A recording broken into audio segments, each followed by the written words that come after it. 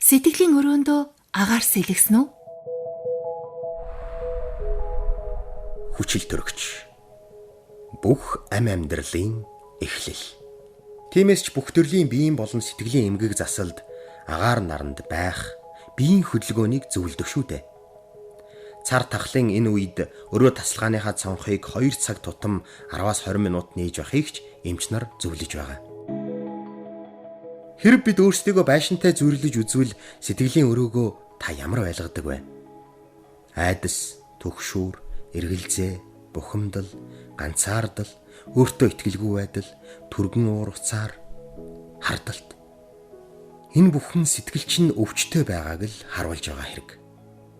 Гэр бүлийн хүчирхийлэл нь нас, хүйс, хөрөнгөчнээ, нийгэмд эзлэх байр суурь, боловсрал зэргээс үл хамаарч төрөл бүрийн хэлбрээр эцэг эх, ах дүү, нөхөр, эхнэр, үр хүүхэд гээд хинээрч үйлдэгдэж болдог.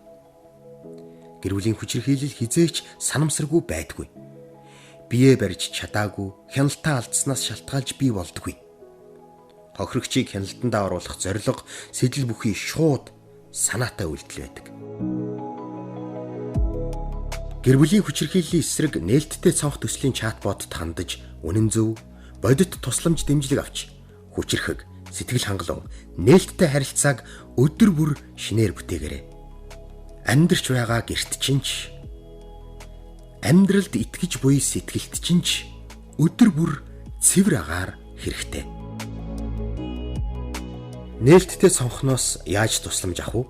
Та Facebook дээр Кирилл үсгээр хүчирхийллийн эсрэг үндэсний төв гэсэн пэйж хуудас руу чат бичвэл та тэр цонхноос тусламж авч чадна. Гэрт чинь гэрэл нэмий. Азийн хөгжлийн банк, хууль зүйн дотоод хэргийн яам, нээлттэй цонх аян.